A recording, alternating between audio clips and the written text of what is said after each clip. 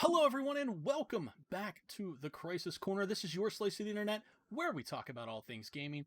I'm incredibly excited to introduce to you today my guest. You know him, you love him. It's your boy Roy. What's going on?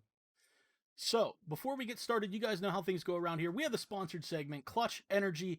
You can use the exclamation point clutch command in chat. Save yourself 20% by using code Crisis. They support all of my streams, and you guys should support them too. They're small, local startup business, just started this year, and they're trying to make waves in the energy game. So clutch up today, change the energy game, and use code Crisis for 20% off. Also, if you're new to the Crisis Corner, first of all, welcome. If you're coming in from Roy's audience, if you're watching this on YouTube, thank you so much for checking it out afterwards. The way these things go is there's no alerts that happen or anything like that, so any follows, donations, anything like that will not pop up because this is being recorded to go on, but any follows, anything like that will be addressed at the end if you would so choose. So, with that all being said, Roy, how you doing today, man?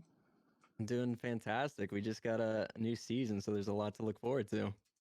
Well, we haven't gotten it yet, so and if you Well, I've gotten and it. if you look at Reddit, you know, there's more to be mad about than happy about. But yeah, we'll dive a little bit into the new season here later on. It's one of the topics we're going to discuss. But one of the first things I kind of want to talk to you about is what kind of got you into gaming.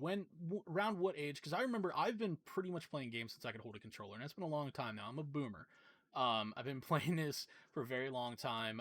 My mom was actually huge into games when I was a kid, and she kind of got me addicted to gaming. So thanks, mom. Appreciate it.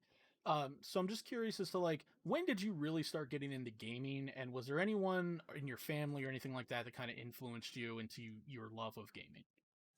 So my parents did not help whatsoever. In fact, like I was praying for a GameCube for as long as I can remember, and it wasn't actually until I ended up breaking my brother's collarbone on accident. We were playing football in the backyard, and they took him to the hospital, and I got moved over to my friend's house in the neighborhood, and they had a Nintendo 64, and that was kind of like the Mm, first time that I was like, dang, like this is entertainment. Like we didn't have anything like that. I was stuck playing Legos and Playmobil and all that kind of stuff, which was fine, great.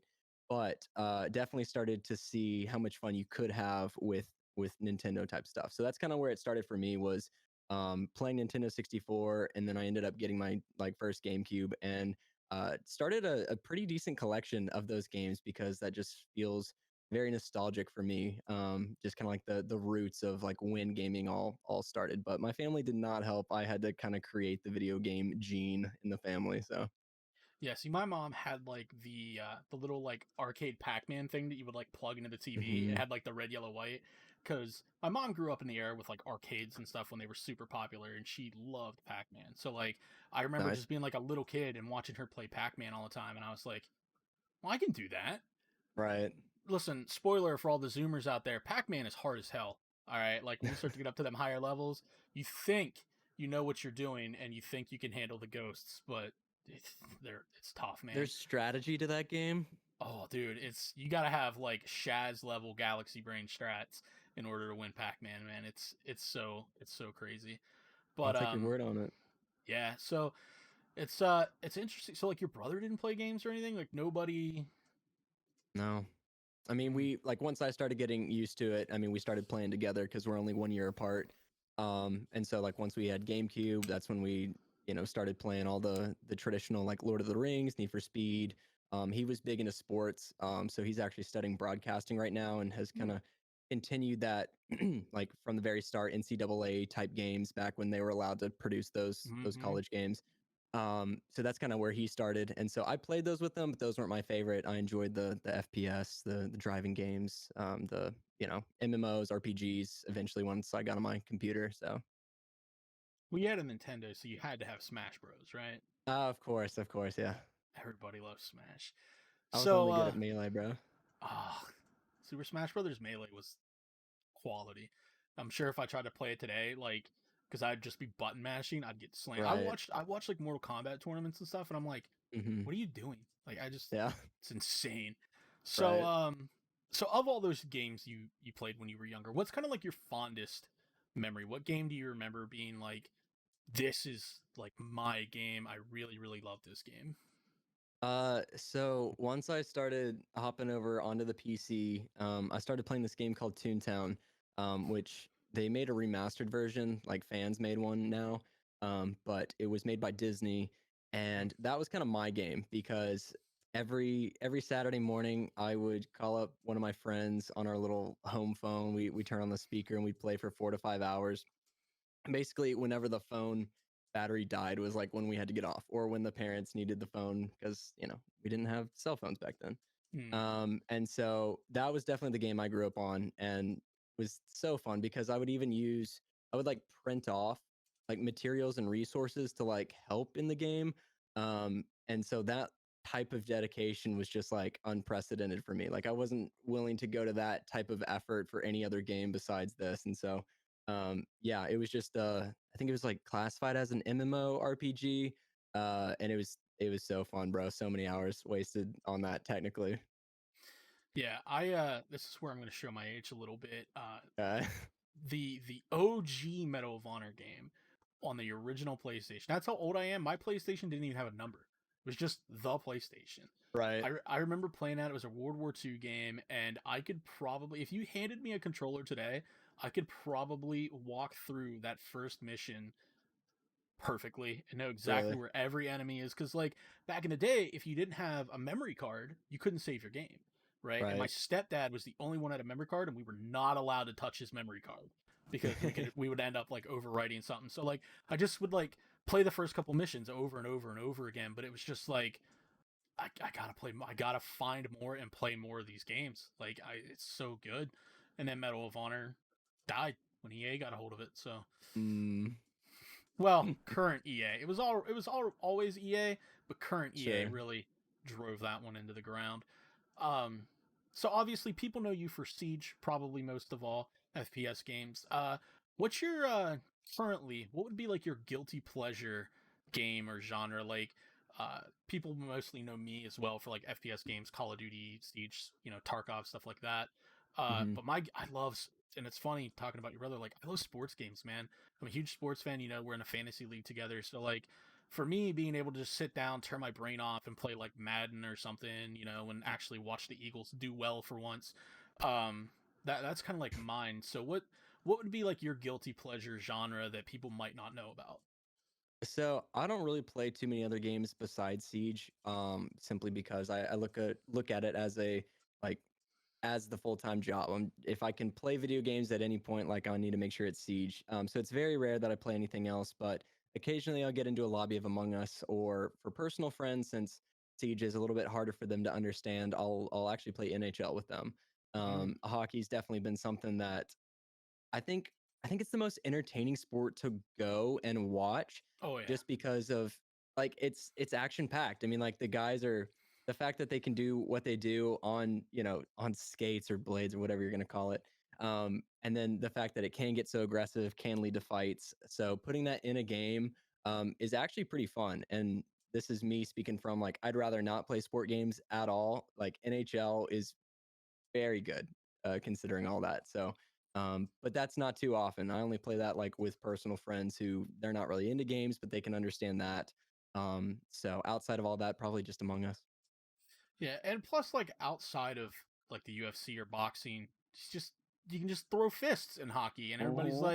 everybody's like, all right, wait till like one of them gets the crap completely kicked out. Okay, now break it up. Like, Right, I I right. I love it. We have like a lower end, I guess it'd be like the AAA compared to like baseball and stuff team, kind of close to us. I used to go to games as a kid, and there was this one dude. He was just massive, and his nickname was the Battleship, and like he was the enforcer. And whenever like I remember like this dude high sticked one of his teammates, and this dude just slammed him into the glass and started going at it, and we're all like standing up and cheering. And it's like this is the one sport outside of like fighting that you're just Right, promoting violence. And yeah, right.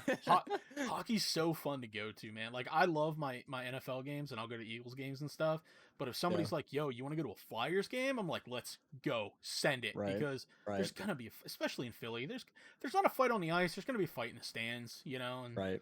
that's just how it's gonna be. So, Smitty in my chat wants to know: was hockey part of where you grew up, or no? Uh, no, not really. I'm from Dallas, and I only just started going to Stars games here in the last like while I was in college. And so no, wasn't really present growing up at all, but definitely something new that I found out about and liked it. Like I said, it's basically it is insane what they can do on skates on ice because like they're so fast and so strong. But It's insane. yeah, so since Siege is pretty much your job as you explained it, what drew you to Siege? Because I'm always interested to hear what you know what about Siege was so interesting to people. Um, I started like way back in the pre-alpha and all that, and I played on console at the start. And if you're a console player, you know you had like two options. You had like Call of Duty and Battlefield. Like those were your shooters. PC obviously has more options, but Siege, like I don't really like S&D in Call of Duty because once you die, you're kind of like dead. But with Siege, it's like no, you can still get on cameras, you can still make callouts, you can still do all those things. Plus the way they did the destruction and everything, that's what drew me to Siege. But like, what was it about Siege that made you be like, oh, I gotta play this game more? So the only other title that was competing with Siege for me at the time, I think, was Black Ops 3. And that was just a little like I enjoyed that. Most of my friends played that personally. And so it was always nice to have something like that to play with them. My brother actually was the one that brought Siege to my attention because he was trying it out on PS4 for the first time. And that was around the time when he was moving to college. So I needed to get my own PS4 since he was going to be taking his. And so I got Siege, and we had, I think, like two other personal friends that were willing to try Siege with us. And so we started playing. And I think the main thing that drew my attention was just like how strategical it was. I had never been a big fan of Search and Destroy on Call of Duty, which was really weird for me to then suddenly fall in love with Siege because similar concepts, right? Especially at the Yeah. beginning when it was basically just gunfights in year one. Like Mm-hmm. you didn't have to worry about utility all that much. Nope. Um, and No 20 so, second meta. yeah, exactly. And so I don't know. Like I really liked it. I enjoyed how detailed you had to be about angles and the strats that you could kind of come up with on the fly. And I just started playing it daily, and it was so much fun. Like I don't ever remember being tired of a day of Siege. Like I never felt like, dang, I just wasted a Saturday. It was always like that was awesome. Yeah, like leading up to Siege's release, I was a Destiny player, right? And to put some things into perspective for people, in Destiny 1 on my Hunter alone, so I played all three characters, on my Hunter alone, I had 1400 hours. So I was Dang. dedicated to Destiny. And Siege was just kind of like, we can offer you this. And I Right. was like, later, Destiny bros, I'm gonna go play this game. And then all my friends were like, well, I guess we're playing Siege now too. And then we all got addicted to it. And same thing, like I'm not a fan of Search and Destroy. And people would think like when I play COD, they're like, oh, you want to play Search and Destroy because you play. Nah, that's good. I just want Yeah, to run and same. gun in Call of Duty, bro. Like, because Right. again, when you die in S&D, it's not like you can hop on cameras. You can't still give call outs and stuff like that. You're just kind of like, all right, I'm gonna get on Twitter, whatever. But Facts. Siege, you're never really out of it. You can watch a flank drone. You can hop on cams to see where people are coming from. You can give call outs and stuff. And I think that was something else. It's kind of like when Apex brought in the respawn mechanic for Battle Royale. They were like the first ones to do that. So it was like, even though you're dead in a BR, you don't want to leave the match because you can come back now. So it's just Right. little things like that were really like, wow, Siege is really doing, and especially on console, there was Right. nothing like you have CS:GO and stuff on PC that everybody played, but console really had nothing. Like I said, you had two main options if you wanted to play a shooter: Call of Duty and Battlefield. One's like Mm-hmm. a running gun, whatever, and the other one's like big, long vehicle battles and stuff. I loved sniping in Battlefield. Then you have Same. Siege that was just kind of like, we're gonna put you in a building, one building, that's it, and you can blow everything up. So Right. go for it. Right. And I think just the way that Ubisoft kind of continued to support Siege as well, because nobody knew. Like after year one, like they were like, "Are we going to keep this going? What's going to happen?" And then they came out, and they're like, "We want to support this for 10 years." And I think that really, we're like, okay, Ubi's going to make this game a thing, so we want to dedicate time to it and try to get really, really Right. good at it and stuff. So yeah, I just love Siege, man. It's so good. Even at the worst parts, and I'm sure you can attest to this too. Like even during Operation Health when it was bad, Mm-hmm. it's like I'm still gonna play Siege today. Like Right. we Right. haven't got a new operator in like 5 months, but I kind of just want to play Siege. You know, Right. because Siege is a game too. If you take time off, it's gonna punish you. Like Right. if I've been playing a lot of Tarkov lately, and it's like I was telling Hambo, I'm like, these guns don't move like in Right, Siege. It's like, oh my god, there's no recoil anymore. So right. we don't need a shooting range in Siege. We just need everybody to go download Escape from Tarkov, not a sponsor, and then play that, and you'll Nice. become a god at aiming. Heck yeah. So we figured out what interested you in Siege. What interested you in becoming a content creator? Because people often have different stories. I remember during like the Black Ops 2 days where they had this thing where you could like upload 2-minute clips to like YouTube directly. And it was like the first game that could ever do that. And for me, when I started out, it was like, hey guys, check out this nuke that I got on Hijacked or whatever. And it was just like cute little clips like that. But then streaming for me really became more of a thing because I'm old enough to remember like going to people's houses and like sitting around the couch and all playing together. And like when you die, you hand the controller off to your buddy. And streaming is kind of like that. It's a group of people coming together to watch someone else play a game and just be around each other. So, what was it for you that really was like, I want to get into content creation and make this potentially a thing? So I really enjoyed the ability to have funny moments with my like personal friends and be able to record them. Ever since I was little, I you would typically find me with some sort of flip camera, like super grainy, like 720/30 type of thing, Oh tops. yeah. Um, and I would record everything. I mean, I probably had 3 or 4 YouTube channels dedicated to just like random things, like trick shots, uh, just the most random movie ideas. Like I genuinely called them movies. So I was always kind of experimenting with that. And so once Siege came around, it was a game that I genuinely enjoyed. I felt like the moments were funny enough to be willing to share with others. And then it didn't require much financial support at the beginning to just start YouTube because with PS4, you had like that capture system. Yeah, Hmm. it was like super pixelated and stuff, but it was free. And so just kind of used all the free stuff at the beginning to, at that point, you don't really know who's going to watch. You have Right. no expectation, right? It's just like still this dream. You grew up thinking like getting videos in front of people was always kind of like this dream sort of thing.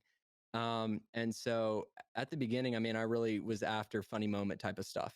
And there was also, I never really knew of too many people that were going to be willing to keep it family friendly and clean content. And that's always kind of been the cornerstone of my brand has been making sure that like when I go to these LAN events, getting to see like these parents that walk up with their kid and have them like thank me, I guess, like for keeping my content clean has just been like the most rewarding thing ever because from the beginning, I was like, I want to keep my content clean. I don't know if that's going to hurt me or if that'll help, but I definitely want it to be a part of my brand. And so it was kind of a combination of the two. It was just like, I want to have these funny moments. Maybe I could make it big, I guess, and still be a clean content creator. And so those were kind of the big things for me. Well, it is kind of controversial being a clean content creator, like you said, because I know Ninja caught a lot of flack when he was like, look, we're going family friendly, Right. especially when YouTube started to crack down on stuff. You saw a lot of big YouTubers like PewDiePie, Jacksepticeye all start to censor their videos and try to be a lot cleaner. And here you are just ahead of the curve, like, haha, not getting demonetized over here. But Right. it is interesting that you made, and I feel like it's worked out for you. You've made yourself a staple in the Siege community. If you ask really anybody in the Siege community, hey, do you know who YoBoyRoy is? And they're like, yeah. So I feel like it's worked out for you, but you Thanks. know, yeah, just and regardless of whether it's family from friendly or not, the content's good. Like, uh, it's like I told you when we met back in Raleigh. Like I've been a fan of yours for a minute now, so. And I'm not Thanks. just saying that because you agreed to be on here. I told you that a year ago, so there you go. But Appreciate it. yeah, it's just and then meeting you and being able to talk with you and stuff, like you can really tell that it's not an act that you're putting on when you make your content. So at least for me, like I'm able to see, like, because I've met you in person and stuff, and it's like when I see who you were at Raleigh, because you never know, right? Like you have people like get flanked who's a bit more animated, we'll say, with his content and stuff. But Sure. then when you meet him, he's the nicest guy in the world, Right. and he's very down to earth and very cool about it. So it's like you never know, is this person going to be how they are in their content, and for Right. you really are. I mean, so that's something that I've always, especially getting to meet you, I've always been like, oh, okay, so his content is genuine. That's great because you get a lot of phonies. So Yes, you do. so now that you have made it, you're this big YouTube star. Everybody knows that you're signed with Space Station Gaming, part of the Nonsense House. You were with Hmm. Dark Zero for a year, Hmm. and then you left Dark Zero to join Space Station. So let's kind of talk about things to look at when signing as an or as a content creator with an org, because you're not a pro player, right? You're not playing with Canadian to go to the SI and stuff like that, but you're No. still part of the organization and stuff like that. So when you're a player, you're obviously looking for a team, for a salary, for team houses, support to get you into these tournaments and push you forward as a player. What are kind of some of the things when potentially signing as with an org as a content creator that you have to look into, and what are some of the things that you look for when an organization approaches you? So first of all, I definitely think about reputation. Unfortunately, like when you get that email from big esport orgs or maybe even startups, I think it's important to know like, okay, who am I dealing with? Because I've seen a lot of orgs either fail to play or fail to pay their players or content creators.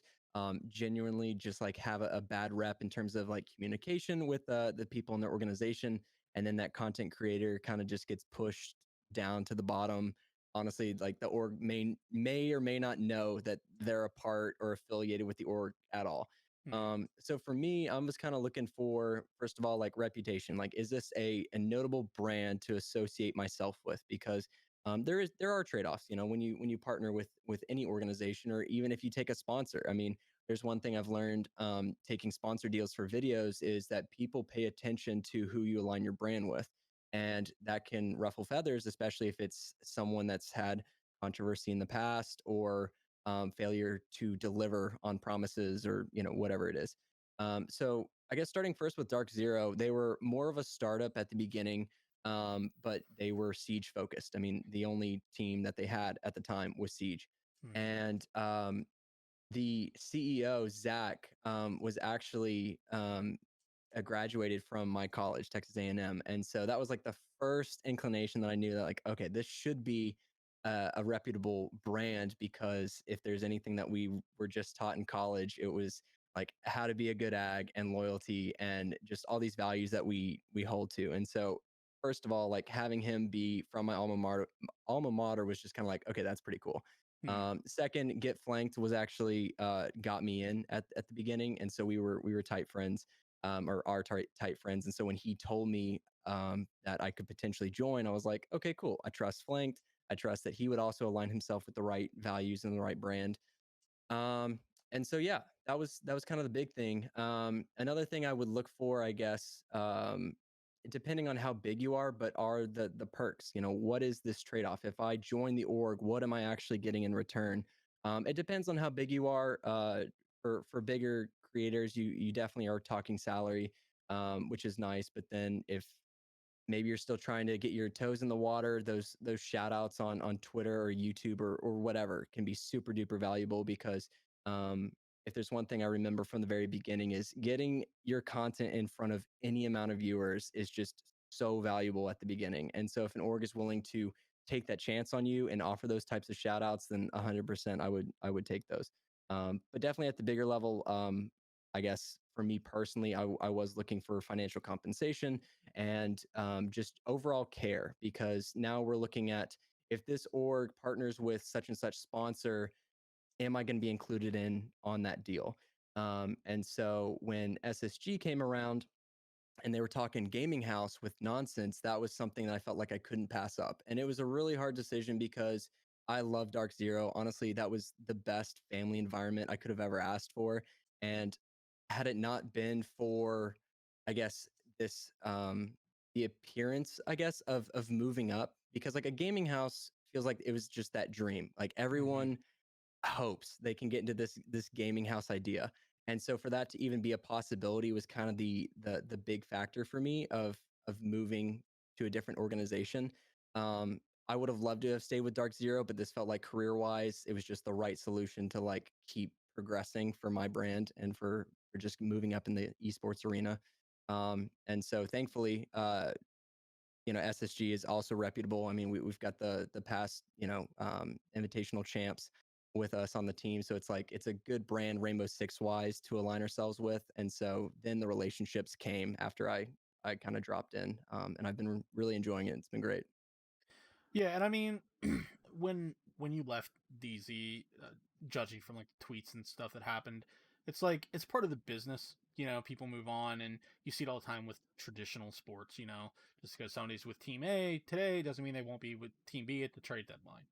Sure. Um, so, and I've had a chance to sit down and talk with Zach at Raleigh, and he seems like just a stand up guy, like a really good dude who really Yeah. seems to care about the team, which is really good too.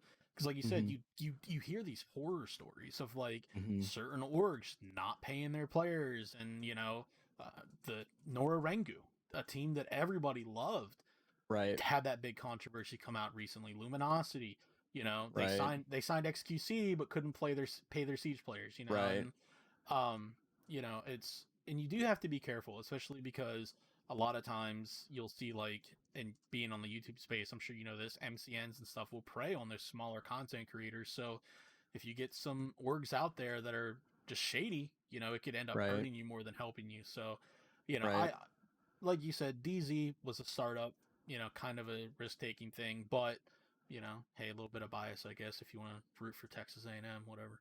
But Yeah.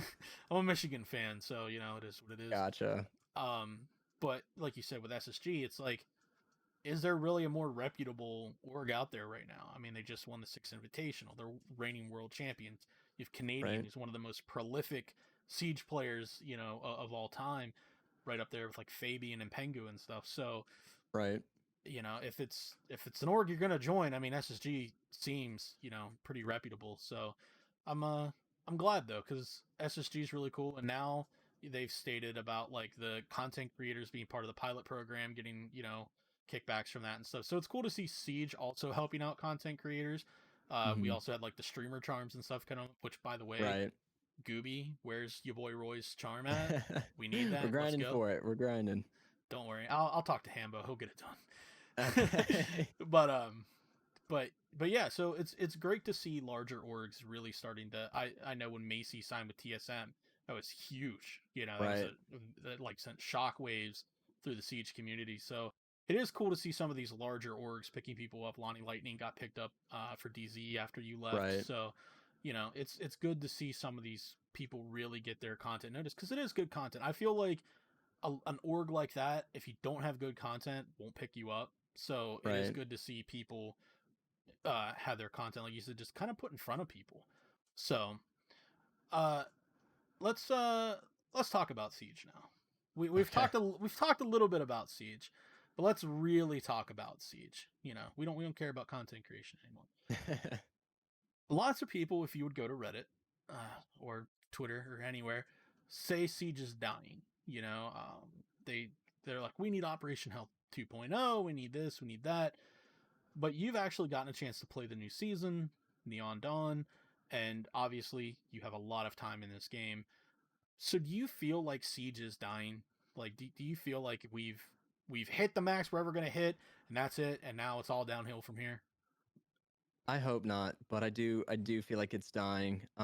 Specifically, like when you look at viewership numbers from, I mean, the main R6 channel on Twitch. I mean, today for the event we pulled 40K viewers, and I remember in Raleigh when we met, for that event, for we played in the we had like a little creator show match, and then we did Mm-hmm. the reveal, and I'm pretty sure we topped out at 240,000.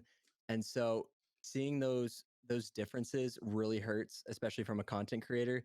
I know I can speak personally from like me and a lot of friends who've just been talking about just overall analytics.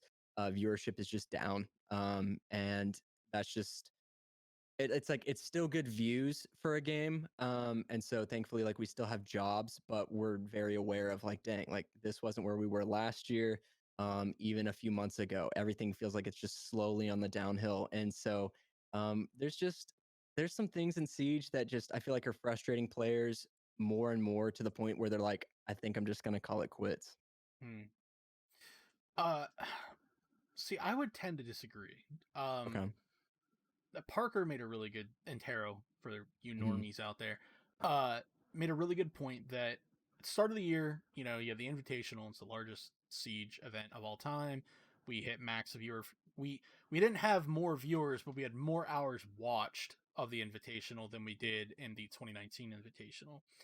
But I Yeah. think a lot of it too is that there's so much Siege, and Taro was like, I'm a caster and I can't keep up with all of it. You got to figure Yeah. you have NA on 2 nights a week, you have LATAM on 2 days a week, you have EU on 2 days a week, then you have Challenger League and APAC, and there's just so much of it out there. And you have like NA teams being like, we don't even know when we play. Like, we have to find out through Twitter when we play and stuff like that. And I think Right. it's just so much. You literally go right from the EU right into NA, and then NA Mhm. runs so long. It's best of threes. Like, I'm a Sonics fan, so when I see the Sonics aren't starting until like 10 o'clock at night, I'm like, dude, I gotta get up in the morning. I gotta work. Like, it's Right. Monday night. Like, I gotta be up, for work at 7 a.m. Like, I can't stay up Right. till 1 in the morning watching the Sonics play. Yeah. So I think Parker made a really good point with that, but also things are starting to open back up, I guess, in the US. At the start of the year, everybody was locked down. People were watching more YouTube, more Twitch, more whatever. But also, people were just playing games instead of watching. Like, I know myself, when we went into lockdown, I just played games I hadn't had a chance to play. I've never played Yeah. Spider Man. So I went Yeah. back and played Spider Man. I was like, dude, why have I never played this? Is so good. So, like, while views might be down, I think it's just because people are playing games more because they have more time to play the games. I mean, it used to be, I only have a few hours a night. Let me play Siege because I only have a few hours to play games this week, so I'm only going to play Siege. Now people are working from home or they're just not working whatsoever. They have more time to play this, so you're starting to see those numbers go back down. But also, like, new games are coming out. Valhalla drops in what, 2 days, something like that. Call of Duty drops in a week, and then you're gonna have Yeah. Cyberpunk and Destiny and all those other games coming out. So, like, naturally, if you look back at the numbers like a year ago of players, like, they're not that far off from what we've had. It's just Mhm. this is when all the games are coming out, and Yeah. everything's been delayed. And yes, people are upset with Siege and the 20-second meta and the Jaeger 90% pick rate or whatever. Right. um, but I think uh, I don't think it's done. I think we've plateaued. I don't think we're going to see much more growth of Siege, but Siege is also a very niche game. Mhm. It's not Call of Duty. You can't just pick it up and play, especially now. We're Yeah.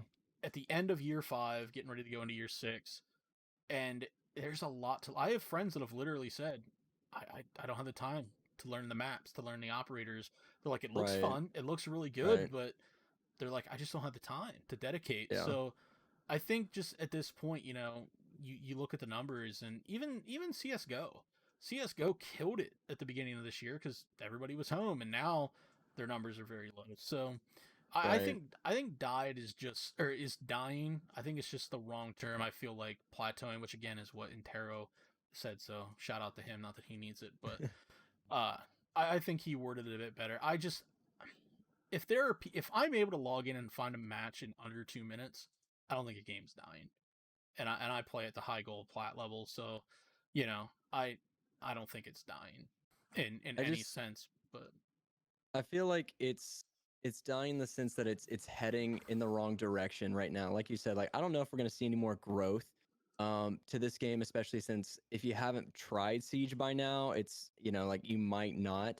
right, Um I feel like UB has had some issues, especially with since a lot of their staff seems to be transitioning. I mean, we seem to be getting a new update that like X person has moved on to a different title or is no longer in control of whatever. And so we're getting new staff. And that definitely concerns me just because we've had staff for, 4 or 5 years that are now moving on, but they kind of knew where Siege was at. And they mm-hmm. knew like what the community's been crying for, with updates, with reforms and all that kind of stuff. And so I just feel like UB hasn't been helping the situation. I don't know if it's so much a player problem, I guess, as it has been kind of UB failing to announce like last season, Shadow Legacy. We had Sam Mm, Fisher, and there was like zero hype behind that. Right today, I mean, I don't know if you're not on Twitter. I don't know how else you're gonna know that like the new season is being revealed, and so maybe that had a play in the viewership today. But I feel like a lack of hype from Ubisoft in terms of making sure that like the player base truly knows like, hey, this is what's happening. And we were told that we're gonna get that there's gonna be a like in the game, in the menu, there's gonna be like a streamer tab or whatever where you can see like live streams of Pro League, I guess, going on. And so that sounds like that's going to be great to kind of like bring in Siege news into the game because like Mhm. I said, if you're not on Twitter, I don't know how you're going to be able to hear about this information, you know? Right. Well, I think a big problem too is we haven't had any lands, right? These reveals Hmm. have always happened at lands, Right. and it's like, okay, so we're putting in the middle of the EU major. If you don't watch EU Siege, how Right. you know why what are you gonna do? Right. Whereas at the LAN events, it's like everybody's watching them because you have Right. NA, you have APAC, LATAM, so you have a team to root for. Even if your team gets booted out, it's like, oh, I still have an NA team to root for, or oh, I still have an EU team to root for. Right. So I just think COVID has really hurt a lot of it. Yeah. The staff are working from home, a lot of times, and that doesn't help either. And you've seen that across the board with games. Cyberpunk's been delayed 58 times. Right. Destiny got delayed. Even The Last of Us got delayed a little bit, which Right. you know is it sucks, but it happens. Yeah. And when you're looking at all of what Siege is, and now all these developers are split up and they're not able to be in the office together every day, that's gotta hurt as well. A For lot of sure. people, are like, "Where's the Chonka rework already? Like, Right. put them in already." And it's like, first of all, y'all just cried the entire time about it. You want them to fix it, but you also want them to put it in. Like, Right. that's just kind of a problem with the community. Is like they want everything right now, but the things you're going to Right. give them are not good enough. But we still want it Right. right now, so we can complain about it for 20 years or whatever. Very very true. Very true. I mean, like the community is it doesn't help the situation a lot. But For sure.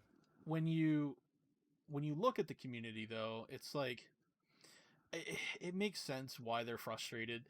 We're going down to one operator season. There's map reworks instead of brand new maps.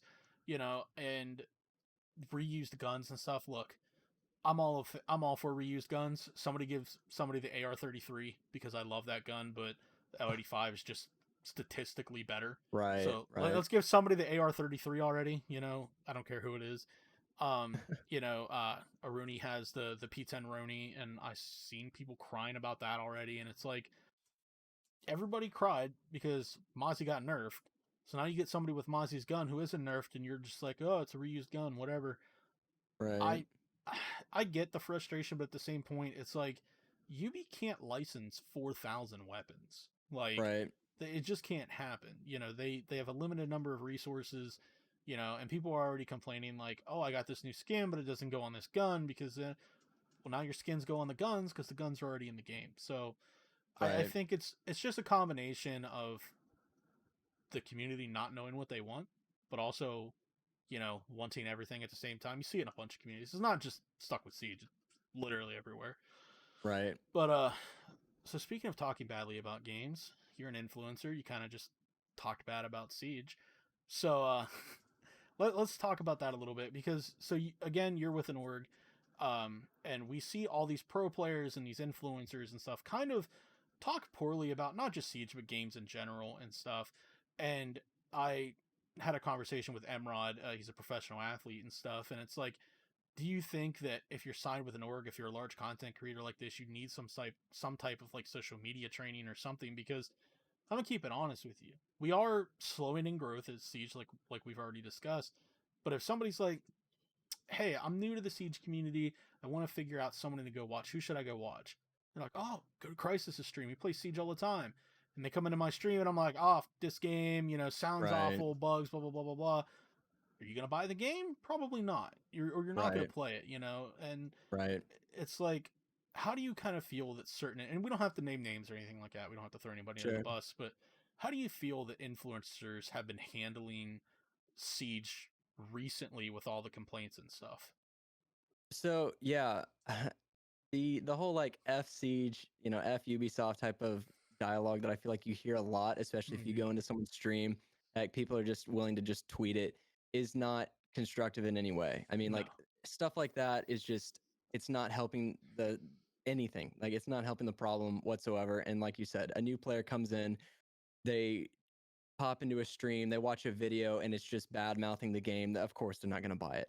And so I do believe that like content creators have the responsibility to make sure that if we are being negative in any way, it needs to be constructive, and it shouldn't be a put down, because frankly, like these are people with jobs who are trying. And I know there's a lot of frustration in the community. Like I have my own. I tend to keep my frustrations to myself because I'd rather just have a good time. I mean, at the end of the day, we've been playing Siege for 4 or 5 years. Like you said, there's hardly a day that I don't think about playing Siege, or I don't even like, I've never just taken a week off in the last, 4 years to be like, "Nah, I'm bored of Siege." I've never felt like that. And even through the Operation Health, even through like right now, you have, whether it's hackers or too much utility on defense, or, UBs changing, things that we never really asked for.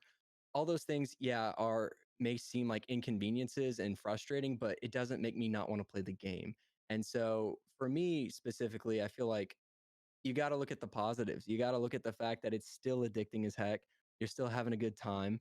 And like, yeah, no game's going to be perfect, but if you are going to have something to say, it needs to be constructive. And so there have been several times I've been like really disappointed in, even in friends or people in the pro scene for, bad talking Siege when it's their job, it's their career. And I know that probably comes from a little bit of fear because it is their job and they just want what's best for the game.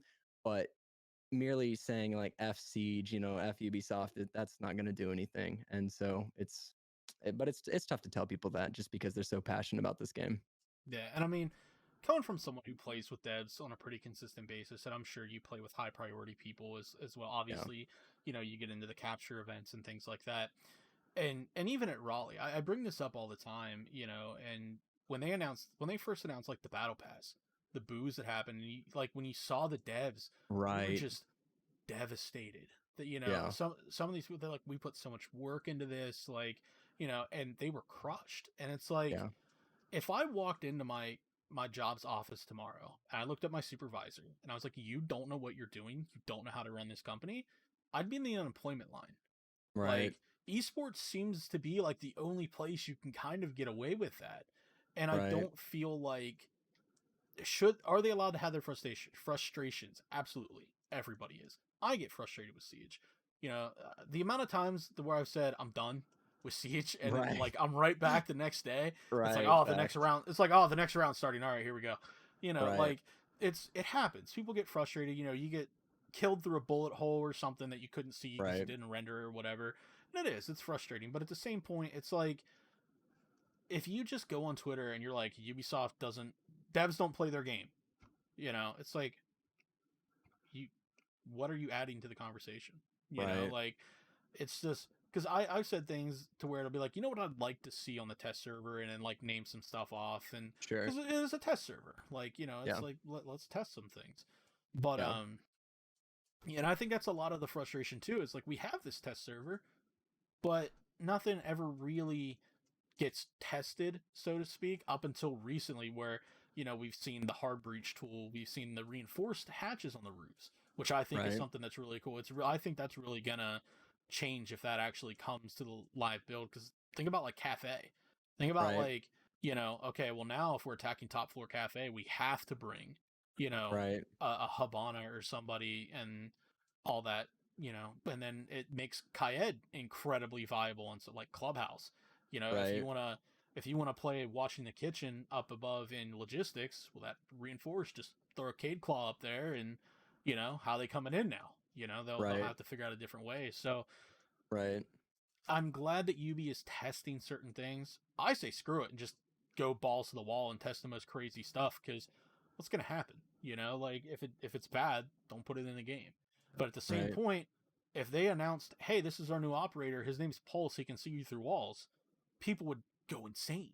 They're like, oh, OP. OP. you're giving the enemy team free wall hacks? Like, what? Right. Right. So it's like, let's calm down. Like, imagine if Thermite would have been introduced today. It's like, hey, we've had all these hard breachers that can kind of make little holes. this dude can blow open the whole fucking wall. Like, Yeah. and people would be like, well, that's broken. You can't deal with that. Like, what?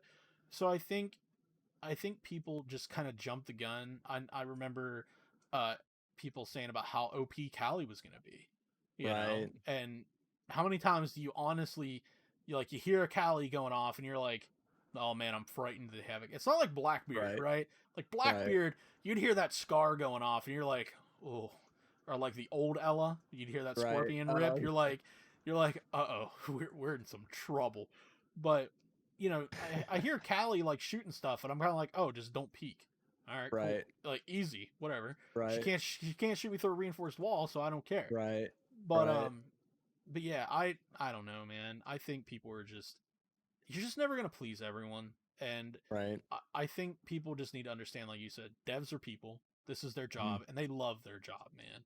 You Right. know, who wouldn't love this job? Being able to work on games for millions of people to play and enjoy, and to just have Right. people dump over it all day long. It would make me not Right. want to work. Right. Like I don't know. But speaking of things that are overpowered, Aruni, Neon Dawn, Yeah. you got to play it. We Yeah. saw it. We saw it get announced today. We're getting. They said it's the first time a DMR is coming. I'm calling BS. That TCSG is a DMR. I don't care what anybody says. It's a Sure. shotgun that Sure. fires a slug. It's had an ACOG on it. That's a Right. DMR. Right. Um, so we're getting Aruni in. She's basically, Castle plus Jaeger. Mhm. Um, combined. I think she's really interesting. She's Iron Man. She can punch through walls and stuff. So what's kind of been your early take on Aruni and Neon Dawn? And so we'll deal with Aruni first. We'll talk about the skyscraper rework after, but I'm kind of interested in what you have to say about Aruni because again, everybody's like, "Oh, she's gonna be broken," but Right. someone who's actually had a chance to play her, and they said that they've already nerfed the damage The 30. from the grid. Yeah, so I don't know what it was when you played it, if it was 40 or 30 or whatever, but they've already said they've nerfed it and that they're going to keep looking at it on the TTS to see what people do about it. Um, Right. so it's good that they're already like, we've already made a tweak. We're going to listen to your stuff. So, how do you feel with Aruni? Is she balanced? Is she broken? Is she niche? What's your opinions? I think it's too early to tell right now, obviously, because most of our gameplay was on Skyscraper, a map where I don't really feel like she excelled with her gadget there. And so maybe on true ranked map pools, we'll be able to see like the true significance of her. A couple things I noticed right off the bat is for attackers, there's like this false sense of security that like, oh, I'm standing outside of this gadget, this laser wall in front of the doorway. I can just set up on my drone and I feel like that's it's giving defenders an advantage to just go ahead and swing the doorway because yeah, she has like this castle hybrid type of thing where people for some reason think that this is something that you can't cross, but then the defender literally gets a free pass. And so Mm-hmm. there were several times where I just swung the doorway because the attack's trying to like figure out, okay, are you throwing something through? No, okay, what do we want to sacrifice? Am I throwing a drone? Am I throwing utility? And then by then, like if you've swung the doorway, you're picking up a kill or two. And so, first of all, just for the attacking team realizing like this is basically an open doorway for the defender, so I need to be prepared for that.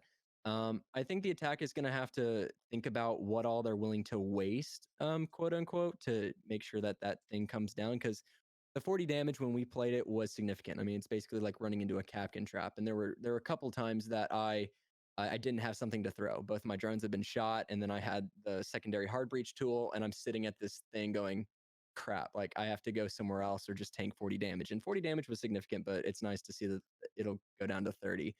Um, I mean, she's got the punch thing, which was cool to experiment with because you can one punch soft hatches and drop immediately. So that was kind of cool to do hot drops. Um, the You no longer have to 11 hit a castle barricade. You can just one punch that thing immediately and rush out. So some fun meme strats that like I specifically look for are going to be really exciting with someone like her. In terms of ranked, I'm really glad that she has the Pironi, and then I actually prefer the MK14 um, just because it's got such high damage and I think you can down with two body shots. And so for defense, where you can either have rook armor on to make sure that you're safe and all that kind of stuff. I feel like having a DMR with heavy damage on defense, which is incredibly stable. I mean, like your second shot on the MK14 is basically where your first shot was. So it's a laser if you want it to be. And so I personally enjoyed it. And so she just seems very versatile. She's got a lot going for her, especially with rotates. I mean, now you don't have to get your shotgun down to like 3 or 4, and your ammo, you actually have plenty to deal with for the rest of the round because if you bring her, she just punches all the rotates. So I think it's too early to tell in terms of the OP-ness. We had a good time playing her, and so I'm excited to do more on the TTS. Oh, you know people are gonna spawn peek too with that. With that, Yeah, bro. Like, like, well, like, thankfully, I think she only has the 1.5. yeah, but Yeah, still, like, yeah, the doc only has the 1.5, and people still spawn yeah. peek with him. So That's fair. imagine juicing up a Rooney with a doc shot, and then she just stands there with the MK14. Like, Right. uh, I'm actually surprised. I haven't seen a lot of people complaining about that one yet.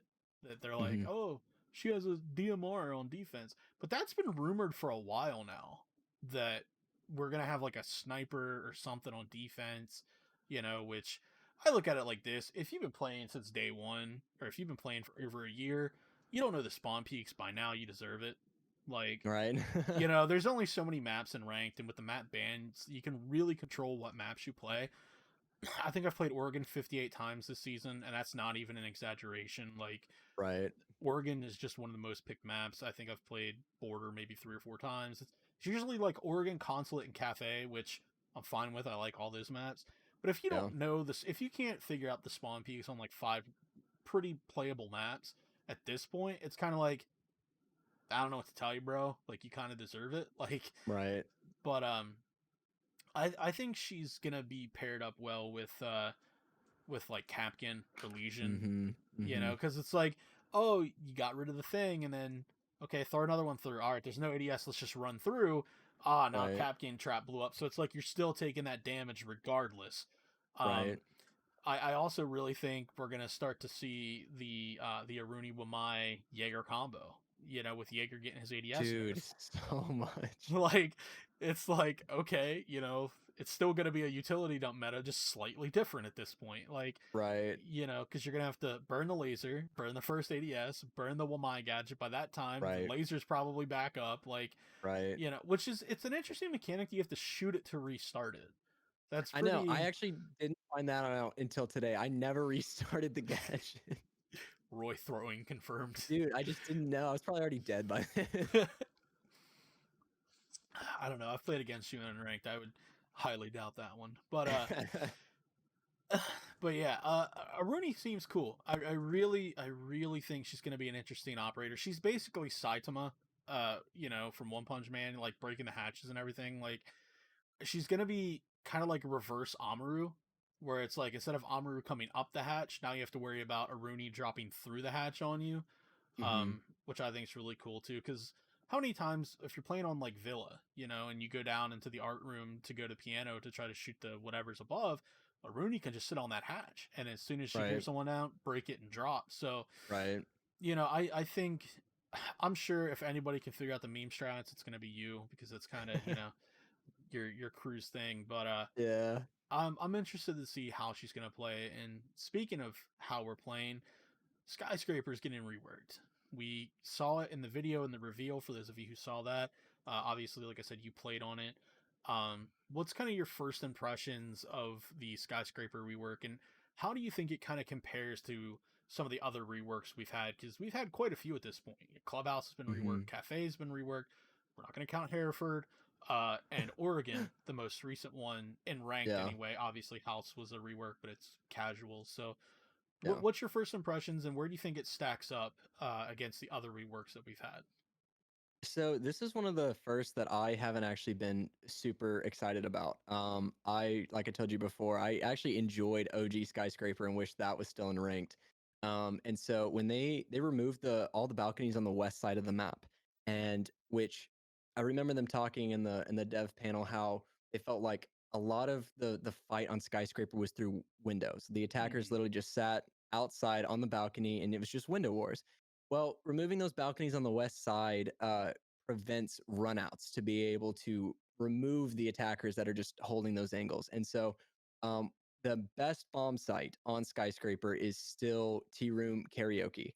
And karaoke has a window where you can hold it upside down and no one can run out on you except for there's one window, but it requires you, once you jump out, you fall. You can't immediately just start Mm, running. You fall first. And so that's the only counter to being able to get anyone off rappel from that. And so that was kind of a little rough thing to have to deal with, especially in a post plant type of thing. If they got the plant down in karaoke, it was like, well, shoot, now we have an upside down rappel and we can't get them off of it. right. Second, it felt pretty big. I'm not a big fan of big maps. Same. There's so much going on, and it really felt like I was running the halls forever. Like there was an ash rush, it truly took you like 30 seconds to like get to site. And so I'm not a big fan of bigger maps, and especially since they were trying to compensate for allowing there to be a different rotate through Dragon now, since that's all enclosed. Even the downstairs, just everything felt like it was stretched just a little Mm, bit. And I'm not a huge fan. I think it was brilliantly done. I really believe like it's a beautiful map, and I respect what the devs were able to come up with. But personally, I feel like it's a little too big. And then especially with this season, since they're doing the 1 second run out timer where you're hmm already detected, a map like this where you kind of need the runouts to be able to deter people from just holding those windows again. It didn't really couple well for me. But again, beautiful map, but not my favorite. In terms So of where it stacks up, I don't know. Like, I don't know. Like it. I think of Hereford, and then I know you said that doesn't really count, but it's so big, and I mm. kind of compare it to Hereford in terms of like I don't know where these roamers are coming from, like all the rotates and everything. So that's what I'd have to compare it to. So it's like Tower-esque, where it's almost so big that even if you drone Yeah, it out, 5 seconds later somebody's going it to could come walking change. through that area. Yeah. I'm not a huge fan of large maps either. That's one of the main reasons why I, like most of the community, detest Tower, because you can literally drone out the entire top floor tower, but by the time you get to the other side, some sneaky little cav or vigil Right, has already gotten to the other side of the map that you already droned out, and now it's no longer clear. I feel like you have to set up flank drones everywhere, which, right, okay, sure, yeah, set up flank drones, but like, how are you going to drone the site if all your drones are set up for flank watch, you know? right, Um, Also sounds like we're gonna have a lot of Blackbeard bans. If everybody's just repelled fighting on Windows again, which right, Blackbeard was always kind of strong on Skyscraper because he could just hang out there on the balcony and right. do whatever he wanted to do. Um, but it's interesting. The last time we saw a big connector piece added was Clubhouse that really made things strong for the defenders because now you have the whole top floor to defend, especially the gym bedroom one, because Hmm. you can defend cash and then fall back if you have to. So like you can really waste time when you get that whole thing. Same with theme park when they opened up theme park and got rid of that train in the middle. You know, we we started to see bottom floor throne was kind of like the play for a while because only like half of it was breachable from the top floor. But then people started to realize like top floor is really good. You know, you Hmm. can defend top floor. You can spread out across the whole top floor, and you're never Right, really too far away from sight. Like if I'm sitting in vault and I got to get back to daycare, 5 seconds. You know, you can make a rotate, get back there. You can do whatever you want, but so I think that's going to be interesting, but it's kind of a bummer to hear that it's a larger map now, or it feels larger. yeah, But again, everybody go play it on the test server, yeah, see exactly. what it's about. I'm gonna reserve judgment until I'm I just play it on one the test opinion. server. Yeah. But and we've already established that Roy thinks the game science is opinion's wrong. But so we're about to get into the last question that I have. If anybody in Mhm. chat has some questions they would like to ask Roy, go ahead and put them in now. We'll scroll through them here towards the end. But the last question that I have for you is what's kind of the future, or what do you see for yourself in the future of not only yourself, but your content? Where would you like to take it and kind of within like the next 12 months? By this time next year, where would you like to be? So I've been slowly thinking about adding variety content to the channel. I have a second channel that's kind of been the test dummy for just different games and stuff. But I don't think I'll ever truly know if I can move to a different title or even add another title unless I put it on the main channel. And so that's just something I've been wrestling with because obviously YouTube's kind of a finicky thing, especially with the algorithm. You could post one wrong thing and that could mess your next 3 or 4 uploads up, right? So when I think about adding another game or completely switching, that's definitely in the back of my head is I want to make sure that I still have a job at the end of the day. And so I've talked with, I've got a core group of friends that I really feel like I could start making just content revolving around. Because like right now, I'll pretty much play with anyone that wants to play. But I think if I stuck to a core group and the audience could always expect like these 3 or 4 people will always be making a video. I think that could really help, especially transitioning to a different game or adding another one.